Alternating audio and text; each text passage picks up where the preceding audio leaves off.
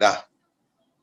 Hai, kembali lagi di Porosal bersama saya Patrick dan Bewok. Dia baru pulang main bola tuh sama Bedebah. Mana, Wok? Diam aja, Wok. Nge-freeze kok, Wok. Bego ngomong, nggak tahu nih beda Zoom ini. Nge-freeze beneran ya, Pak Prot? All in. Alah, tai.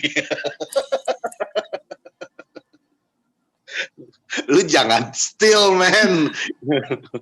Gue steal. Oleh stay. Gue steal. Ya, still Ole ya. Still in love with United under Ole. Until now. But we'll see until Januari. November bisa jadi. Enggak, kalau gue kemarin kan di DPI waktu itu gue sempat bilang bahwa ini kan akan ada tes yang sangat berat nih. Abis lawan Newcastle ini kan kita lawan PSG. Abis itu kita ada ketemu Chelsea ya kalau nggak salah ya. Coba cek deh, gue lupa. Pak Prot lah.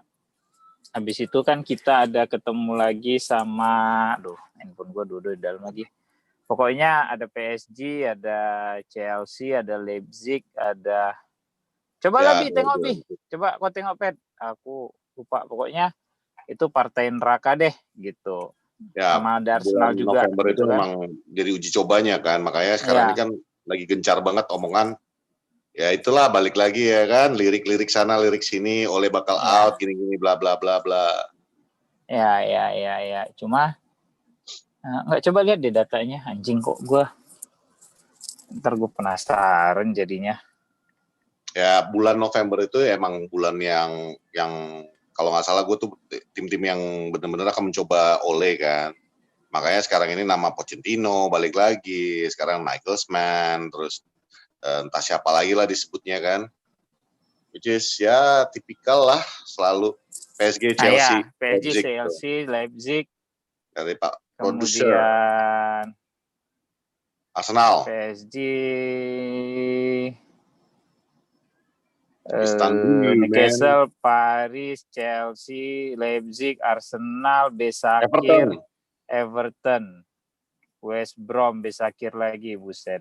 Ya ini sih tesnya di 1, 2, 3, 4. Sampai Arsenal 4 itu.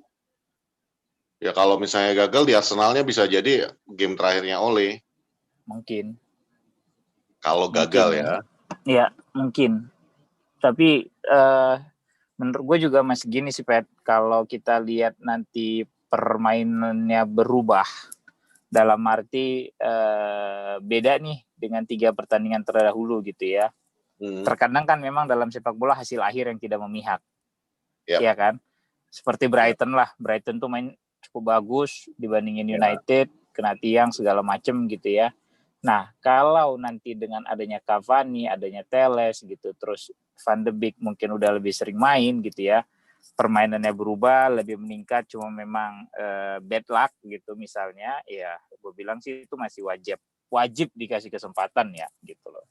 Ya, itu tapi masalahnya kan melihat dari pergerakannya manajemen, mereka itu kan, ya sekarang kan waktu itu gue sempat ke tweet juga, lu sempat yang kita yang sempat nge-RT juga kalau nggak salah ya.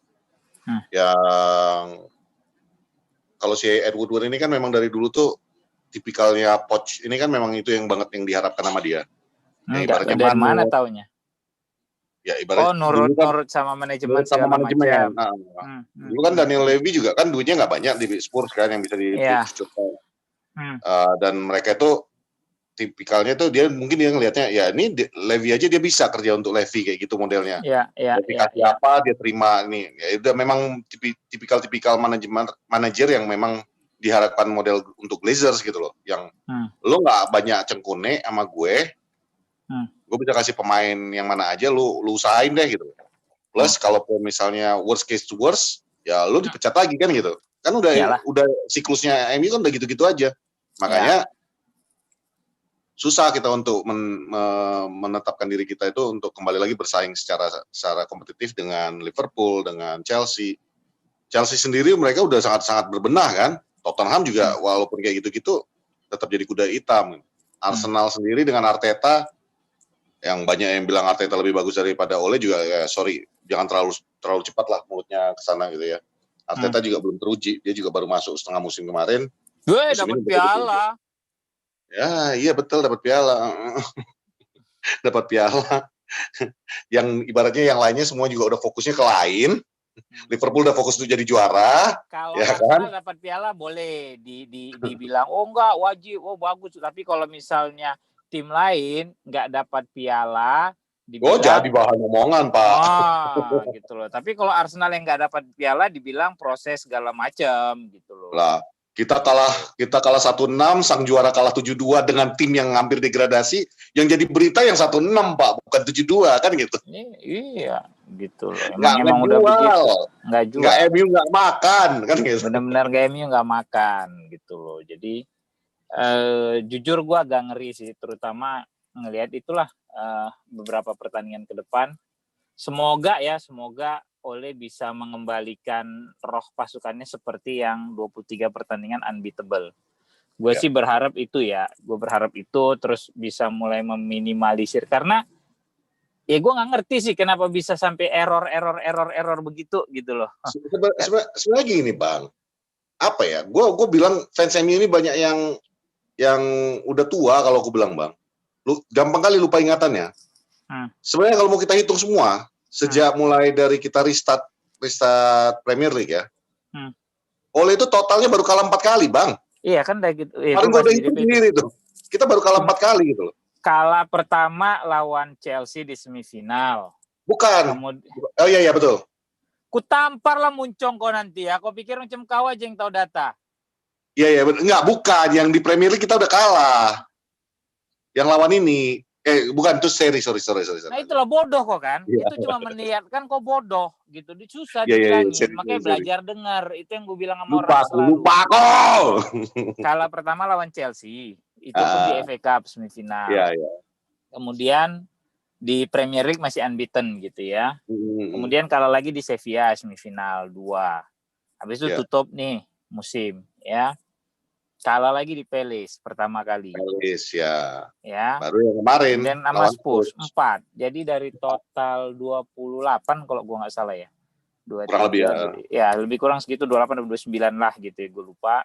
Nah, makanya itu cuma kalah 4 kali gitu. Dan seri beberapa gitu kan. Ya, seri 2 atau 3 lawan Spurs tuh seri gitu ya. Sebelumnya kan setelah partai pertama waktu mulai after lockdown ya, pokoknya partai pertama setelah liga digulirkan kembali setelah pandemi itu seri sama Spurs 1-1. Gol penalti Bruno, Pogba di tackle sama Eric Dyer. Kemudian seri lagi lawan Palace kalau gue nggak salah ya. Apa lawan siapa gitu, gue lupa. Pokoknya tim yang ada seri ya. Ada seri 2 kali di situ gitu loh. Jadi menurut gue orang terlalu cepat lupa dan panik. Yang orang sorot sekarang adalah begitu musim dimulai, kalah 1-3 lu langsung teriak-teriak pertama. Apalagi kemudian menang lawan Brighton begitu.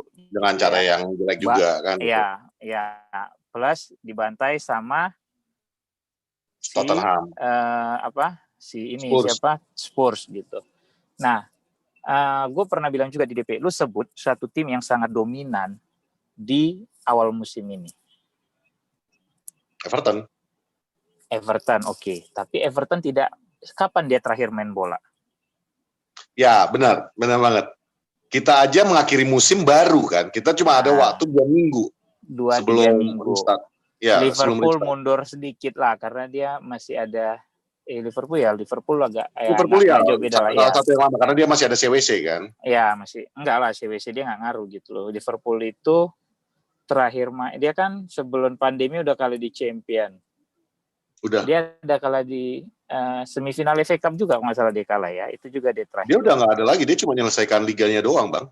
Ya, liga doang juga gitu. Kemudian City sama Arsenal itu sampai ke final FA Cup ya. Tapi yang di Eropa itu kan MU, lu lihat Sevilla sekarang di mana, Inter di mana posisinya gitu, di Italia gitu ya.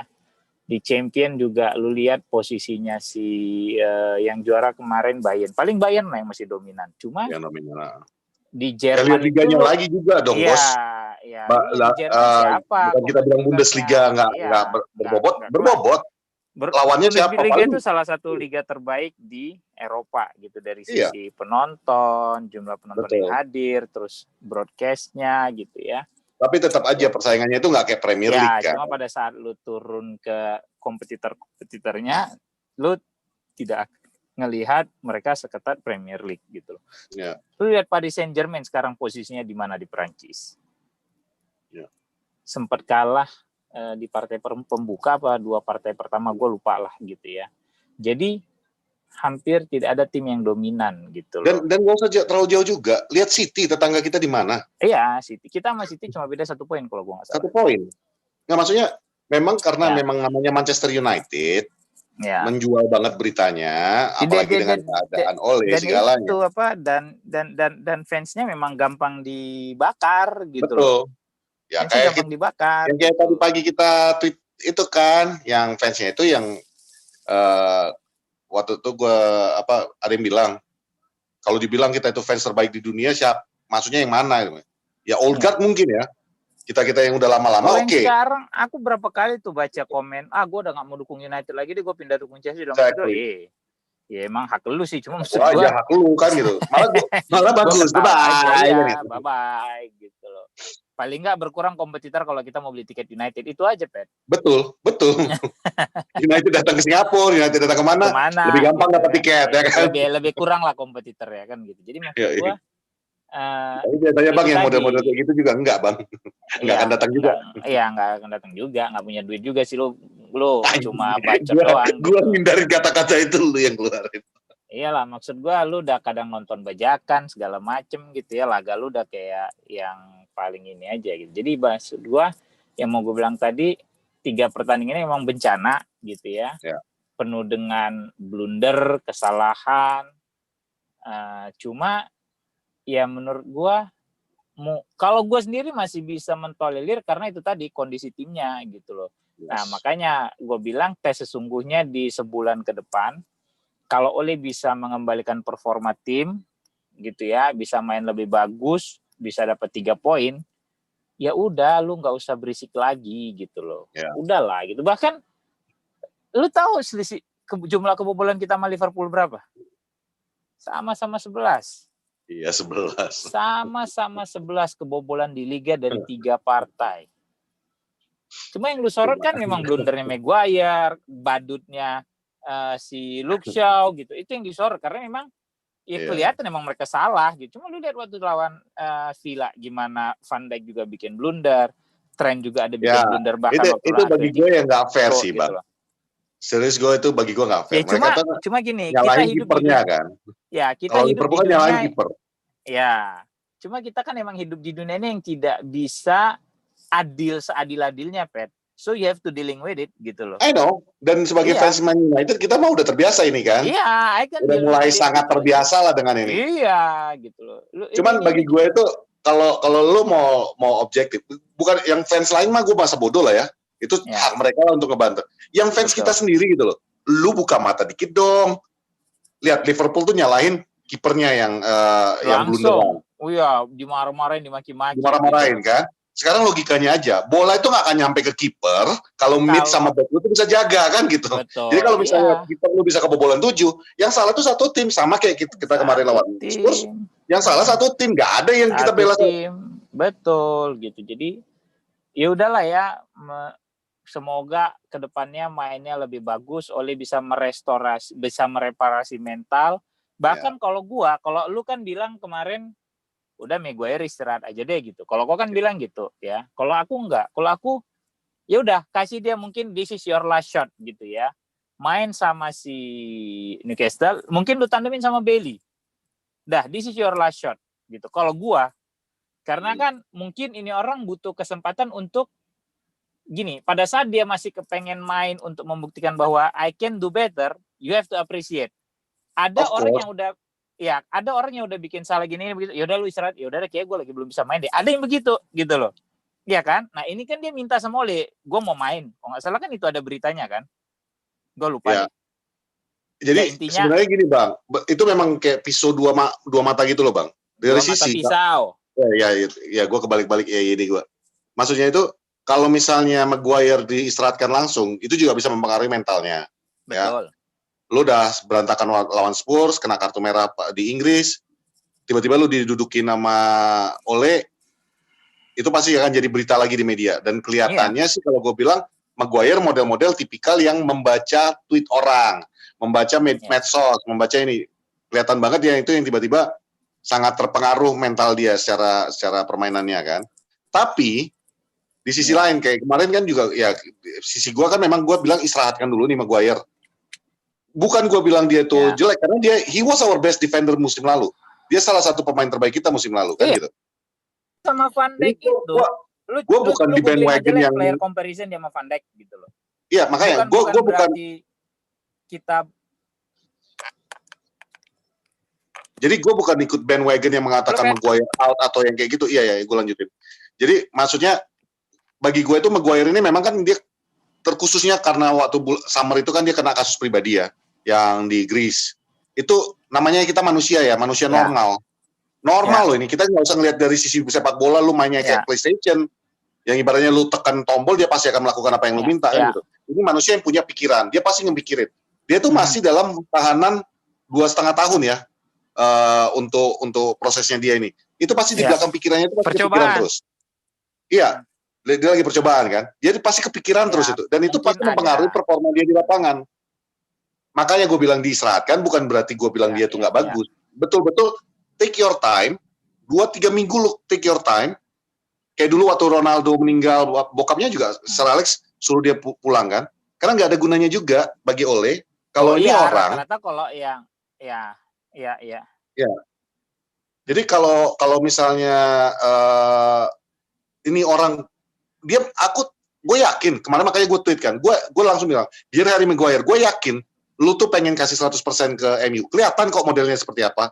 Tapi bebannya itu pasti nggak akan bisa, dia itu nggak akan berguna di lapangan kalau dia masih mikirin Greece, ditambah lagi tekanan dia itu harganya paling mahal di squad itu, untuk ukuran back udah salah satu termahal di Premier League, bahkan di dunia kalau nggak salah ya.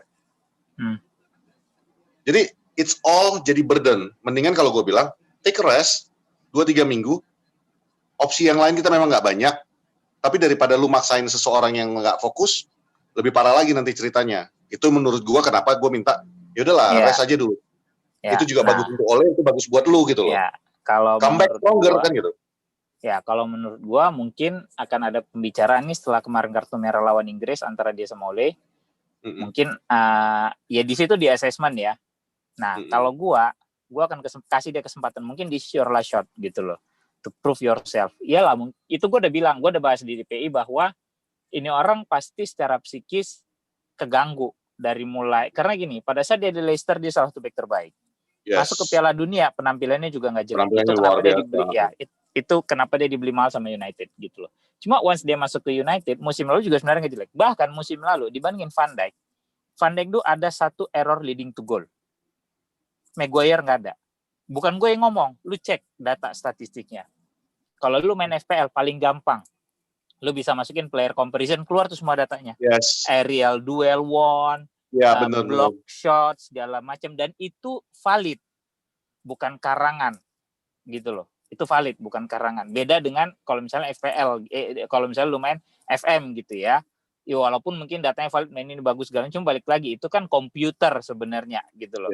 Komputer basic gitu ya. Tapi kalau di FPL itu benar-benar jumlah gol, itu comparisonnya ada gitu. Nah, dibandingin Van Dijk musim lalu, Maguire itu walaupun kalau lu bilang dia ada salah gol karena salah dia segala macam bla bla bla, tapi dia tidak ada bikin satupun error leading to goal. Error leading to goal tuh yang paling gampang sepak bola adalah mungkin lu passing diserobot pemain jadi gol. Itu udah jelas, itu clear ininya apa maksudnya gitu loh. Nah, musim lalu dia nggak jelek nih. Ya. Cuma memang dia waktu itu gue sempat bilang juga di DPI bahwa bahkan di Porcelong gue bilang ibarat kata dia main sama tukang ikan. Jadi dia bawa ikan karena waktu itu dia nggak punya tandem. Jadi kan sebenarnya waktu itu kan kita selalu berbicara, ya dia nggak punya tandem yang pas nih. Ini setelah gue kaji-kaji lagi nih kemarin gitu kan.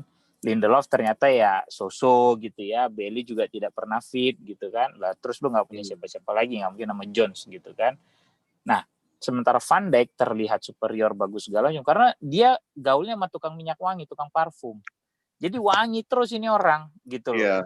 Ya gelandangnya bagus, back sayapnya bagus, kipernya bagus gitu. Jadi kalaupun misalnya dia ada salah segera tertutupin. Plus memang dia punya akurasi umpan lebih bagus daripada Maguire gitu loh. Dia lebih tajam dari Maguire, dia bisa bikin gol. Dia cukup sering dia lebih sering bikin gol daripada Maguire lah gitu. Nah, memasuki musim ini si Maguire yang tadinya merasa mungkin terbebani dengan angka yang cukup fantastis, walaupun penampilan dia tidak jelek, tapi mungkin dia ngerasa dia tidak mendapat apresiasi akan itu, gitu loh. Agak stres bisa jadi, gitu ya. Karena kan hakikatnya orang hidup, kadang kan lu pengen apresiasi sekedar, well done man, you play very well. Kadang-kadang kan seperti itu, gitu loh. Benar mungkin banget. Ini yang dia tidak dapatkan karena sorotan lebih ke Van Dijk. Nah, masuk ke kemarin kasus di Yunani, mulai lagi lah. Jadi mulai sedikit terganggu. Mungkin itu mempengaruhi penampilan dia di lapangan gitu ya. Nah, makanya kalau ini akan gue jadiin tes terakhir lawan Newcastle. Oke, prove yourself. Karena ada orang yang kalau dia ditekan, justru dia akan berusaha untuk membuktikan bahwa I can get out from this pressure. Gitu loh.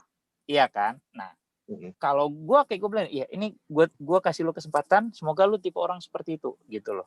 Karena kalau misalnya lo bilang, oke, Maguire diistirahatkan, lo punya siapa sekarang di back? Bailey sama Bailey sama Lindelof. Ya, lo mainin. Tiba-tiba Bailey yang blunder, lu teriak lagi ganti Bailey. Mau ganti siapa itu kan lagi? Udah tipikal itu udah lingkaran setan. Jadi kan itu udah gitu. lingkaran setan. Itu udah lingkaran setan gitu. Lu lupa dulu Vidic juga pernah di ayam-ayamin sama Fernando Torres lo di Old Trafford. Lah, apa kabar Messi yang main-mainin Vidic sama Ferdinand kan gitu? Enggak, itu ini lawan Liverpool musuh bebuyutan di Old Trafford gitu loh. Vida di ayam-ayamin sama Torres, kita kalah 4-1 ya. Ya, benar. Next week apa kejadiannya? Pada saat itu yang gue ingat, itu udah musim sosmed loh. Tidak ada satupun bilang cadangin Vida, nggak ada. Karena pada saat itu timnya sangat superior. Gitu. Kalah di kandang 4-1, ya udahlah it's football gitu kan. Oke, comeback stronger. Tapi sekarang lu kalah di kandang 6-1, udah lu langsung teriaknya itu udah kayak apa ya? Udah kayak kiamat dunianya gitu. Ini kan beda jadinya. Dan menurut gue jadinya nggak fair gitu loh. Ya, benar. Iya dong. Benar. Jadi Maguire kemarin di ayam ini lawan Spurs gitu kan. Terus udah lu suruh dia ini. Ya, walaupun gue kesel saat itu. Cuma setelah gue itu reaksi spontan gue. Karena gue sebel, kesel. Mau nangis gue waktu kali itu. Jujur aja gue bilang gitu loh. Cuma setelah gue pikir-pikir lagi kemarin gitu kan. Oh ya udah oke lah. Gue kasih lu kesempatan nih. To prove yourself gitu loh. Karena ya itu gak fair juga kalau kemudian dia lu parkirin saat ini gitu loh. Mungkin mentalnya bisa jadi makin down segala macam. Plus ya lu mainin Bailey sama si Lindelof. Tiba-tiba Bailey yang bikin error. Tadinya kan lu yang minta Bailey main gantiin Lindelof. Fans yang minta nih. Udah waktu yang Lindelof error, yang dia ribut sama Bruno. Iya kan? Iya. Itu kan udah ganti aja deh Lindelof segala. Even kita juga sempat ya udah Lindelof nih ganti Bailey. Ya, gue juga emosi kan, maksudnya. Iya, emosi sesaat tuh kita benar-benar kesel. Sesaat, gue lihat the big picture ya emang begini siklusnya gitu loh. I don't know. Kalau nggak salah waktu itu Evra juga kan ngomong kan.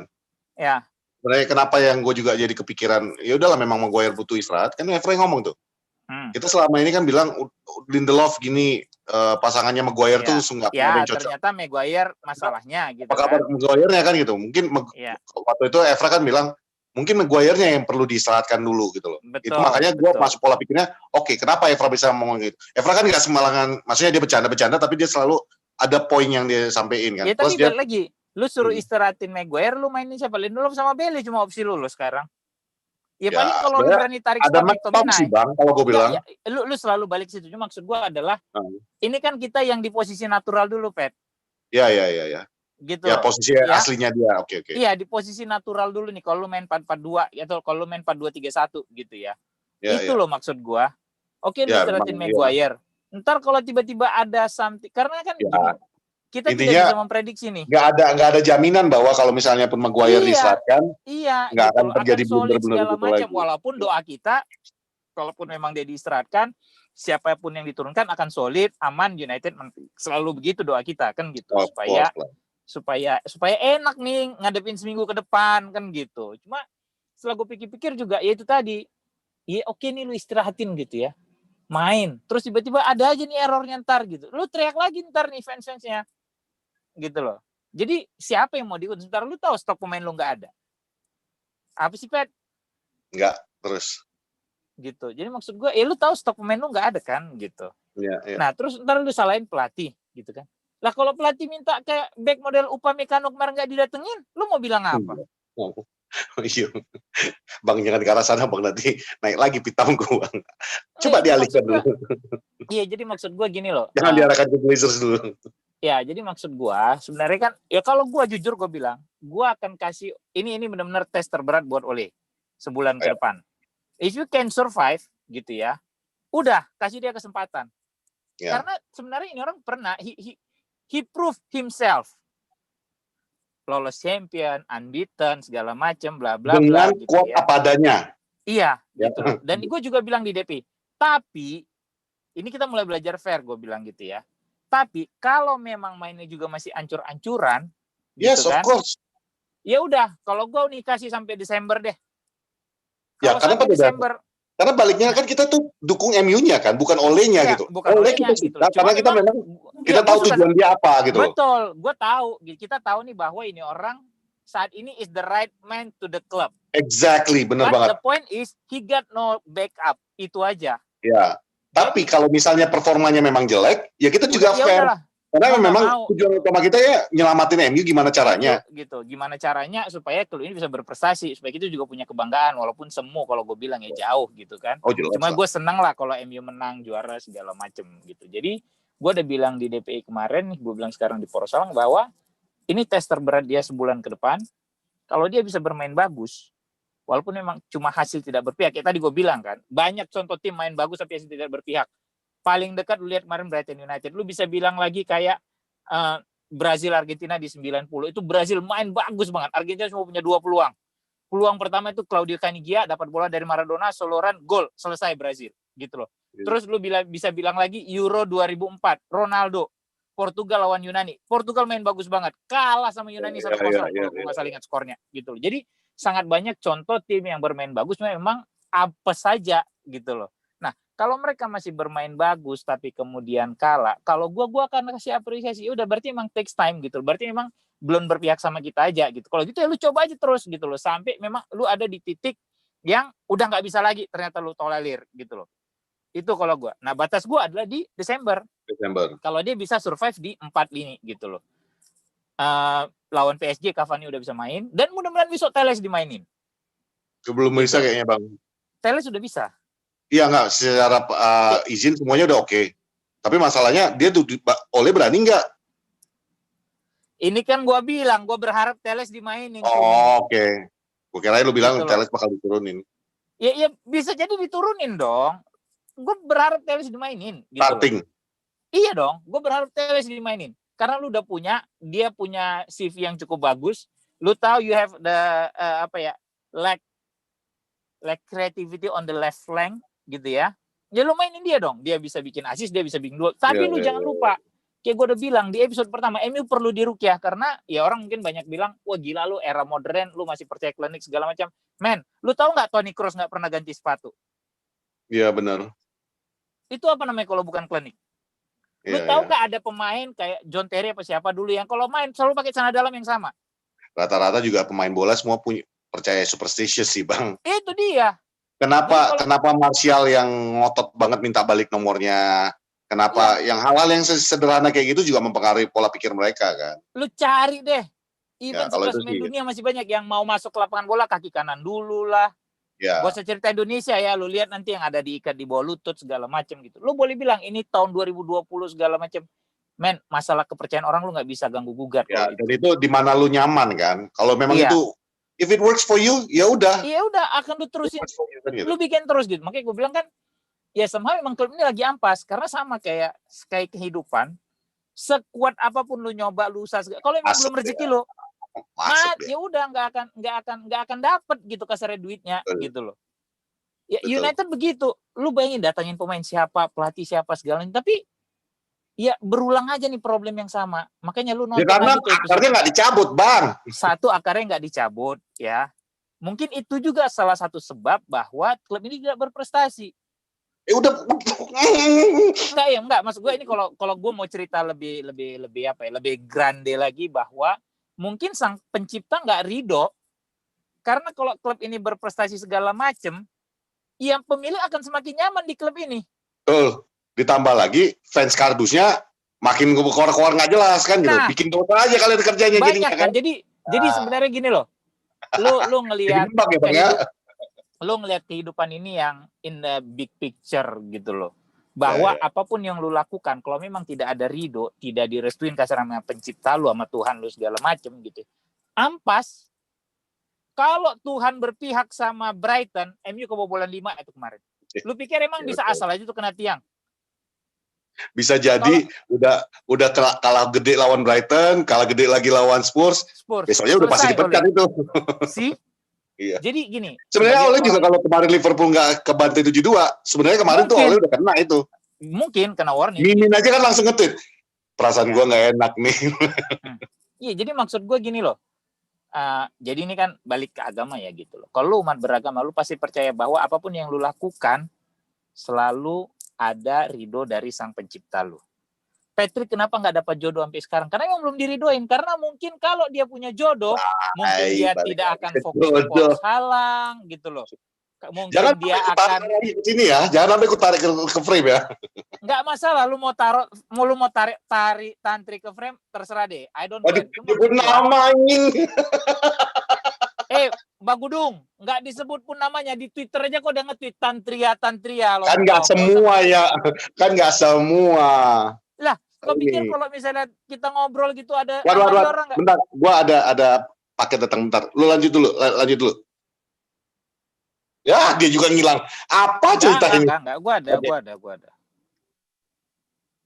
ada. Jadi, balik lagi tadi kayak gue bilang, ya nggak tahu ya, gue pernah jadi orang yang bandel gitu misalnya. Dan lu mungkin masih ada yang brengsek segala macam, tapi kalau lu umat beragama, lu akan yakin bahwa apapun yang lu lakukan tidak akan lepas dari namanya ridho sang pencipta, Tuhan lu, apapun agama lu gitu loh. Kenapa dulu? Mungkin lu pikir ini bercanda pada saat di episode pertama gue bilang Man United perlu diruqyah. Karena memang apapun yang dibikin oleh United nggak akan berhasil sampai saat itu. Mentok-mentok kita juara Europa League under Jose Mourinho. Mentok-mentok kita jadi runner up gitu loh. Apapun yang lu bikin saat ini di klub itu it doesn't work. Ya kalau mau lihat lagi nih, walaupun kayak tadi gue bilang kan, ada yang komen tuh waktu gue di DPI, waktu itu gue bilang ya emang klub ini emang udah ampas aja nih, emang mesti diruqyah. Gue bilang itu something wrong with this club. Ruqyah itu kan mungkin bahasa gue untuk, ya itu tadi mungkin lu harus mencabut akarnya. Siapa Glazer? Karena kayak tadi gue bilang, ini lu pikirin deh, kalau United berprestasi, ownernya masih Glazers, apa yang akan terjadi? Ya balik lagi zaman Sir Alex Ferguson. Nyaman lo dengan itu. Tim sukses, dia ngeruk uang, hutang kita meningkat. Klub bangkrut tanpa sadar sementara lu cuma bisa ngelihat dapat trofi, selesai. Tapi lu tidak tahu hutang semakin banyak segala macam bla bla bla. Jadi cuman ini juga sih Bang, maksudnya gerakan itu udah yang kita ngomongin selama ini juga kan. Tapi masalahnya sekarang di kubunya pun Bang udah kepegang sama Glazers. Iya. Jadi kayak gue kemarin asli kecewa banget dapat email, biasalah email mingguan gitu.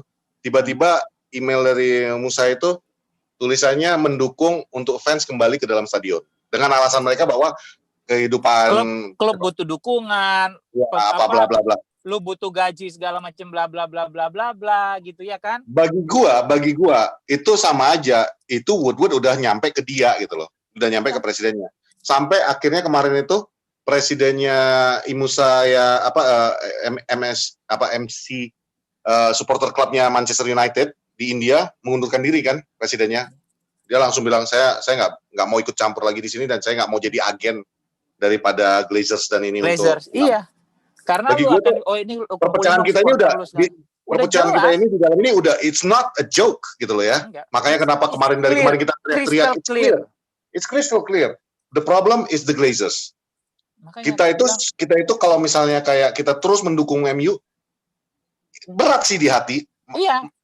Fans juga banyak yang kemarin kan yang komentar yang udah salah pengertian lagi yang bilang gue nggak akan pernah meninggalkan MU. Gue nggak nyuruh lu meninggalkan MU. Kita nggak ada nyuruh kalian meninggalkan MU. Kita suruh dukung dengan cara jauh. Dengan kan gue bilang mendukung dalam senyap. Exactly. Ya kan? Itu yang gue bilang gitu loh. Supaya ini pemilik sadar bahwa lu nggak disukain. Yeah. You don't drive this club in the right way. Yep. Gitu. Makanya waktu gue bilang MU perlu di Rukia itu sebenarnya bagi orang mungkin lucu-lucuan, gak masuk. Cuma Rukia itu kan bahasa gue untuk sebenarnya emang harus dibenerin from top to bottom gitu loh ini klub. Yep, exactly. Lu lihat Liverpool sebelum dipegang Fenway. Waktu dipegang sama yang siapa? Henry apa siapalah, Golding apa siapalah itu pokoknya gue lupa lah ownernya yang sempat tas siapa gitu kan. Itu kan juga lu lihat aja beli pemain tas siapa segala macam bla bla bla. Nah, kan itu kalau nggak salah cuma ganti ininya kan. Yang model Woodwardnya kan diganti. Iya. Terus pada saat Arsenal dulu dipegang sebelum waktu zaman Wenger sama setelah ada Kroenke kalau gue nggak salah ya, itu kan beda gitu loh. Yeah. Jadi memang Yankees ini taunya cuma nyari duit di land benar, of football. Exactly. Dan kemarin itu rata-rata klub Inggris itu kegiur dengan duit-duit seger kan. Saat itu ya, temporary aja. Beda kalau Arab yang pegang. Kalau Arab itu dia cari pride-nya. Lu mesti tahu lihat PSG, lihat Manchester City. Iya, lu harus tahu kultur orang. Oh, kultur orang Arab atau India itu seperti apa terhadap sport. Amerika seperti apa, Rusia seperti apa gitu loh. Jadi lu akan tahu nih permasalahan utamanya tuh di mana dulu gitu. Iya. Itu kalau menurut gue. Jadi balik lagi ke United nanti lawan Newcastle. Kalau gue berharap Maguire main. Okay. Gue berharap Maguire main. Gue berharap Telles dimainin. Gue berharap Van de Beek main. Ya. Bahkan kalau gue boleh berandai-andai, gue kepengen United main 3-4-1-2.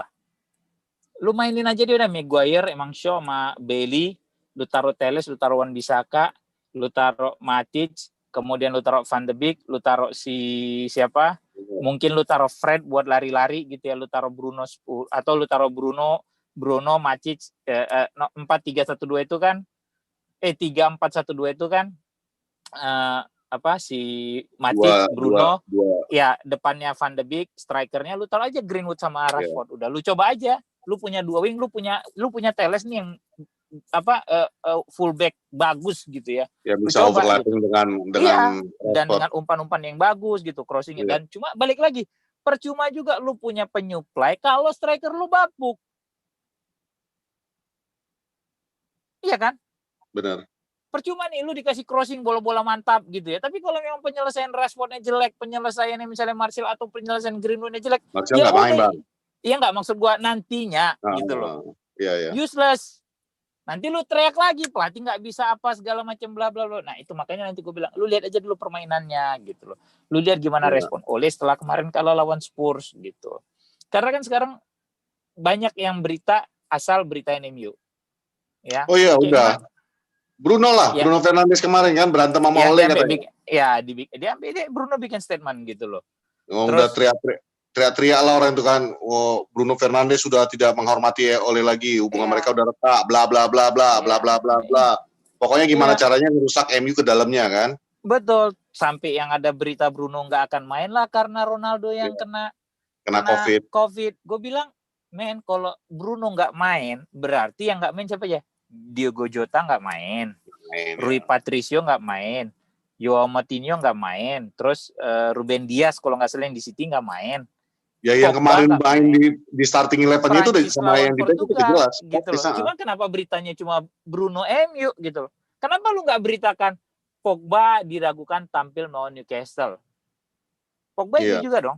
Cuma kan Pogba kan ketemu Portugal lawan Prancis kan ketemu kemarin kan. Sinarnya kan tidak seterang Bruno sekarang. Yang lagi diandalkan MU itu jelas-jelas Bruno. Ya makanya fokus dia yang lagi diganggu. Kenapa lu nggak bikin berita Kante tidak bisa memperkuat Chelsea bla bla bla bla bla. Toh Chelsea juga main di Champions? No. Kenapa lu nggak tulis Diego Jota tidak akan bermain? Kenapa? Kenapa yang lu sorot Bruno? Itu tadi lu mesti paham bahwa emang klub ini udah lagi digoyang aja bisa-bisa udah. Dijadiin sapi perasa. Gue suka tuh jawabannya Bruno yang gue posting kemarin tuh. Yang dia bilang, jangan pernah pakai nama gue, nama pelatih gue, nama teman-teman gue satu tim untuk merusak kondisi harmonis di dalam tim gue. Kami tahu keadaan pertandingan kemarin, dan kami udah siap untuk memberi jawaban di pertandingan berikutnya. Nah, bagi kan itu dia punya sifat optimis ya, gitu loh. Itu bagi gue, emang itu udah ciri khasnya Bruno kan? Ya, vokal terus ini. Vokal. Dan gue bilang ini, jadi sekarang United ini oleh pemilik sendiri dijadiin sapi perah. Oke, dari pihak luar, media terutama menjadikan klub ini sebagai komoditi berita. Udah itu dua aja. Dan Ed Woodward memanfaatkan itu, Bang. Iya. Memanfaatkan media. Yang itu kemarin itu kan dari wartawan yang centang biru loh ya. Ya, yang nyebarin hoax si anjing. Yang hoax anjingnya itu kan. Iya. Jadi lu bayangin, yang udah ibaratnya yang lu udah dikenal orang sebagai jurnalis, lu udah punya reputasi bagus lu nih. Dan lu berani ngeluarin seperti itu gitu. Anjing-anjingan kayak gitu. Iya. Hilang reputasi lu. Makanya gue masih tetap senang sama tulang kita itu. Ya. Dia kalau bilang, let's go, here we go. Rio. Kemarin juga dia langsung bilang, pas waktu mulai isu-isunya itu sebelum Bruno akhirnya mengeluarkan statement, dia langsung nulis kan itu. Nothing is going on at Manchester United. Keadaan semua di sana baik-baik. Kalau namanya konflik antara pemain dengan manajer, itu wajar. Wajar, biasa. Jelas Bruno Fernandes yang punya sifat kompetitif gitu loh. Exactly. Lu kepengen dia punya sifat kompetitif, dia dicadangkan, otomatis marah lah. Jelas marah. Dia jelas kesel dengan keadaan kita lagi kalah.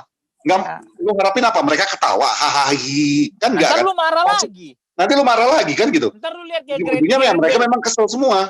Yang Gareth Bale yang main teropong di situ gitu, lu marah lagi gitu. Nah, makanya jadi kalau ketika dia mungkin memang pasti ada lah kemungkinan besar. Iyalah, dia marah sama Ole, dia kesel sama Ole. Kenapa sih nggak main pakai taktik ini kemarin baru? Nggak bisa ini begini. Itu diskusi, cuma mungkin sama kayak lu lihat orang Medan digede-gedein. Gimana caranya ngejual kan gitu. Ya kayak gua sama Patrick ngomong yang lu lihat ya berapa episode yang kita masih suka ketemu segala macam yang kayak orang bilang mau berantem segala macam. Ya kalau mungkin kita ini dijadiin berita, pasti buat sama Patrick ribut nih mau pukul-pukulan segala macam. Padahal abis kami begini. Gitu begini modelnya kan gitu. Nah iya. Karena memang kita punya passion di situ gitu loh, Wat. Ya. People with passion, they will show their passion kan gitu. Bruno Fernandes jelas punya passion. Dia nggak suka dengan keadaan kita kalah ketinggalan 4-1 before half time. Tiba-tiba dia dicadangkan. Jelas dia marah. Ada wartawan ngelihat. Dibesar-besarkan lagi gimana? Kalau cuma dia bilang Bruno Fernandes protes. Wartawan nggak ada yang ngelihat karena ini bukan di Indonesia yang wartawan bisa masuk ke dressing room. Nggak, maksudnya. Misalnya mungkin ada staff yang ngelihat gitu loh. Mungkin ada staff yang lihat ngomong kan. Atau mungkin kemarin teriak-teriak gitu. Teriak-teriak di ruang ganti kedengaran keluar. Jadi gimana caranya kalau cuman ceritanya cuman Bruno Fernandes kesel diganti, ya orang nggak akan baca sebanyak kalau misalnya tulisannya itu Bruno Fernandes tidak punya respect lagi terhadap Ole Gunnar Solskjaer. Itu jelas lebih menjual daripada Bruno Fernandes kesel diganti. Itu kan kayak gue bilang kan, sama owner lu dijadiin sapi perah, sama pihak luar, media segala macam, lu dijadiin komoditi buat mereka yang dapat duit gitu. Jadi emang klub ini emang udah Damn United aja udah memang benar namanya. Iya, udah terkutuk banget sih, benar. Iya, gitu loh. Makanya kan bahkan dulu yang gue bilang di episode pertama, episode kedua, gue bilang bahwa ini kan sepak bola kan sama kayak kehidupan. Roda pedati, kadang lu di atas, kadang lu di bawah gitu. United emang lagi begitu kondisinya. Lu pikir itu klinik yang enggak, itu real fakta. Iya. Seberapa lama lu bisa bertahan di atas kemudian lu sekarang di bawah? Itu kan emang muter. Lu cari aja. Madrid juga pernah paceklik gelar. Oh iya. Berapa tahun mereka sampai dapat Champions gelar ke-8 kalau nggak salah apa 11 gue lupa sampean lah. Gitu. Manchester City juga paceklik gelar. Forever. Berapa puluh tahun? Lah di sini Madrid tuh yang ke-8 apa yang ke-7 gitu. Gue lupa ya. Ya pokoknya itu nanti lu komen lalu ingetin gitu. Gue lupa soalnya. Kan jadi Liverpool berapa puluh tahun sampai juara. Jadi 30. memang Inter berapa puluh tahun sampai kemarin juara selama sini sampai kemudian sekarang Juve yang lagi di atas. Juve kemarin berapa lama nggak juara? Iya, sampai degradasi segala apa semua walaupun itu ada kasus lain ya. Iya, jadi maksud gue ya memang seperti itu, lu tidak bisa berharap terus-terusan di atas. Mungkin lu bisa berharap konstan di atas mungkin sampai 5, 10, 15 tahun oke. Tapi habis itu ada masanya. Kalau dia enak bang, capek. Nah, kadang-kadang nggak mesti di bawah. Ya kan? Iya, enak. Lu cuma tinggal ngangkang. Posisi dia anjing. GA ya, gaya anjing ya. Enggak lah bodoh. Orang ngangkang kok gaya anjing. Enggak. Enggak perlu dikembangkan juga pembicaranya, Bang. Nanti gitu. Orang itu pakai headphone semua. Kemarin aku baca komen ada yang bilang, "Oh iya, Bang, si Brilian. Halo Brilian," gitu. Hati-hati ya bahasa kalian, Bang. Gitu. Gua lagi nonton kalian. Emak gua lewat. Adiknya. Oh iya. Lewat gitu. Otomatis pakai headphone gua. Gitu. Jadi ya kita sih berharap asumsi kita yang nonton Porsalang udah pada dewasa kan, ya. Gitu loh. Pola pikirnya udah gede. Iya, jadi balik lagi Don Newcastle, kalau gue sih berharap jangan sampai gue bakar jersey lagi. Gue nggak akan bakar jersey lagi sih, Pet. Udah basi. Karena kan musim lalu kalah Golsen Longstaff kan yang besoknya udah gue bilang kan, gitu. Next time kita bakar lu aja, Wat. Ya, pengorbanan terbesar kuatnya kan. Macam Bad Boys yang kedua dong. Iya. Yang awalnya, yang lagi bakar KKK itu kan. Bakar pakai KKK kan. Paling gitu, aku silap kan, ketembak pantat kau kan. Jadi itu kalau Newcastle gue berharap itulah pokoknya. Gak apa-apa Maguire mainin, tandemin sama Bailey, karena Bailey kemarin dapat man of the match. Dia Pantai Gading ya, gue lupa lah sampai pokoknya. Iya, Pantai Gading. Itu kurang ajar juga ya Bailey itu ya. Kenapa? Yang pertama pura-pura cedera dia, bikin takut orang aja. Ya. Turun di Pantai Gading langsung jadi man of the match ya dia ya. Iya, gitu. Makanya jadi, aku dulu kesel banget tuh. Wah, kurang ajar ya. Ini bisa juga kok bercanda-bercanda kok ya. Kok bikin takut kita semua ya. Emang anjing. Tapi itu aja mulut-mulut netizennya kan udah cepet tuh kan. Ya. Inilah Bailey, cedera lagi dia, nggak main lagi 5 bulan. Iya. Iya, kaki kaca lah segala macam lah, antu blau lah kan gitu. Tapi aku senang sih. National weekend yang kemarin ini positif buat pemain-pemain MU. Van de Beek bikin gol pertamanya untuk tim Belanda, Rashford kemarin bikin gol, Bruno walaupun dari penalti. Ya, Rashford sih mainnya nggak istimewa, Pet. Ya, cuma maksudnya kan buset, ngedelay. Enggak, maksudnya kan gol itu kan pasti menaikkan moralnya dia juga. Kepercayaan diri, betul. Ya. Bruno juga kemarin dua-duanya golnya Portugal dia terlibat langsung asis-asisnya kan. Iya. Jadi bagi gue itu secara itunya selain Maguire ya. Ya, secara mental harusnya bagus. Kedongkrak lah. Jadi Lindelof pun walaupun kalah kemarin lumayan bagus kok dia main sama Swedia kan. Gue nggak nonton. Gue cuma nonton highlight. Terus tahu dari mana? Nonton highlight bilang bagus sama aja kayak lu ngeliat BB kampret.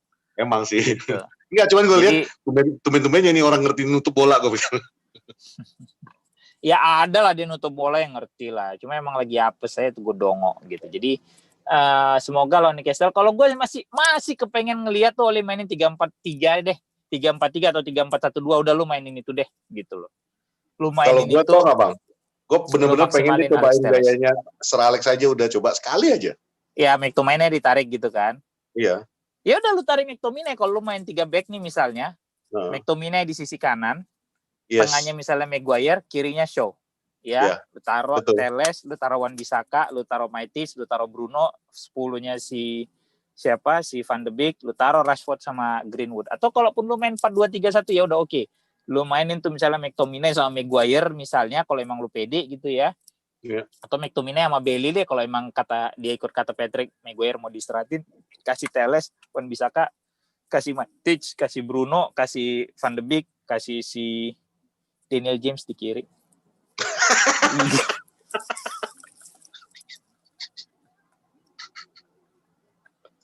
Tapi betul.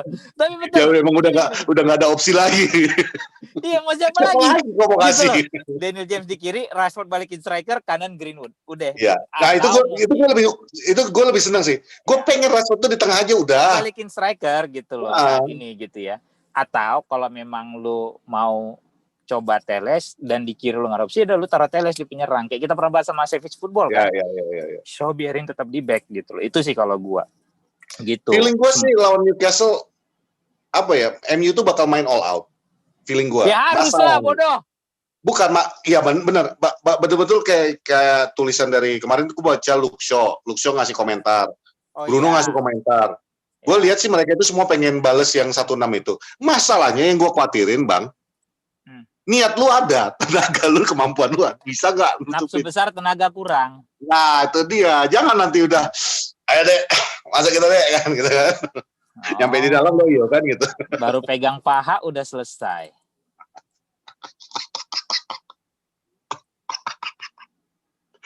Aku lagi susah komentar, Bang. Enggak, maksudnya itu kan kayak American Pie yang pertama. Iya, tahu yang aku. Siapa namanya aku lupa. Jason ini kan. Jason Biggs. Jason Biggs. Yang dia di kamar sama cewek paling cantik di sekolahnya. Iya. Udah doang. Baru pegang paha udah. Tutupnya langsung pakai majalah. Sementara itu live. Oh no, gitu kan. Iya, itu lagi ditonton sama kawan-kawan ya. Terus dicoba lagi ya kan. Yang kedua itu lagi. Again, kata si Sherminator itu, anjing. Iya. Maksud gua itu baru pegang paha udah keluar tuh ya. Anjing Terminator. Si Jason Biggs. Bukan Sherminator apa siapa gitu namanya yang mukanya aneh itu. Ya. Nah, itu. Jadi maksud gua itu si Jason Biggs gitu ya. Iya.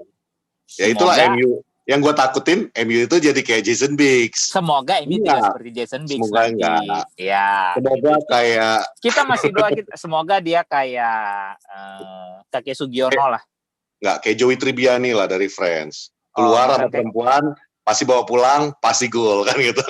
Oh, bukan kayak Kakek Sugiono. Anjing, Kakek Sugiono. Enggak Bang, gue nggak mau. Kan nggak lucu Bang. Lihat bolanya nanti pakai di pixelet gitu loh. Kita nggak bisa lihat bolanya. Boleh. No. Kayak ini. Kotak-kotak kecil gitu loh bolanya nanti. Kayak wait for it.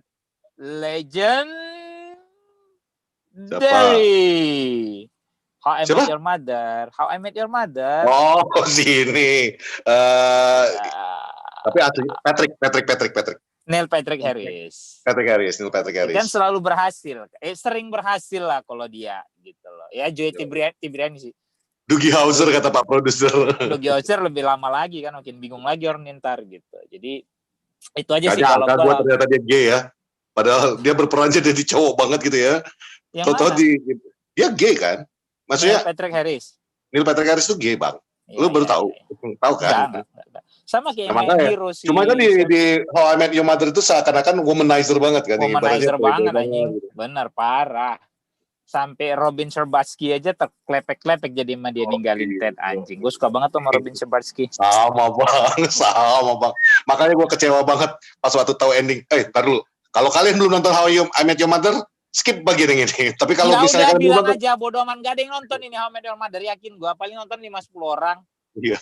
Cuma kalau How I Met Your Mother tuh aku kecewa kali. Kok Robinnya nggak sama si ini ya? Kayak Ryan dari awal. Sama Ted apa sama si itu? Nggak sama Ted aku pikir. Karena dari awal kan kirain ujung-ujungnya diceritanya kayak banget mereka ya.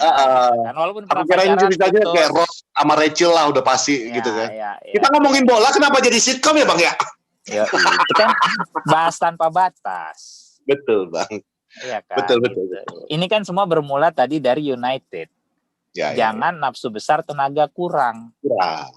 Ya kan? Gitu. Jadi selamat menikmati akhir pekan.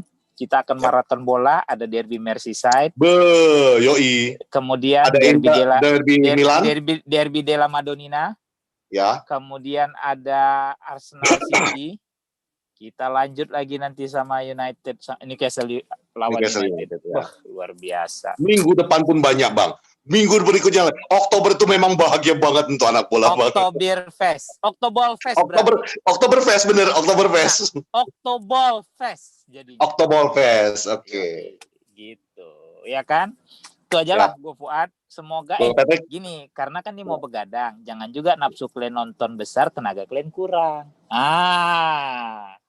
Bahaya. Bentar Bang, kita nggak ada produk yang mau dipromoin kan Bang? Mudah-mudahan nanti ada aja yang masuk kan. Gitu. Jadi kalau kalian sponsor, kalian dengar ngomongan kami nih. Kalian kalau mau nonton, ingat jaga diri kalian dengan jangan masalah kalian sponsor kan. Jangan nafsu kalian besar buat nonton bola, tapi tenaga kalian kurang, loyo kalian. Pas sudah dekat tertidur, ngantuk, jangan sampai. Oke? Jaga terus stamina tubuh, ya kan? Dengan apa? Ya banyak-banyak makan buah, sayuran, susu. Oke. Having sex cukupnya. Anjing. Oke. Ada yang senyum Bang. Gue Patrick. Tonton terus Poros Salang. Poros Jalan.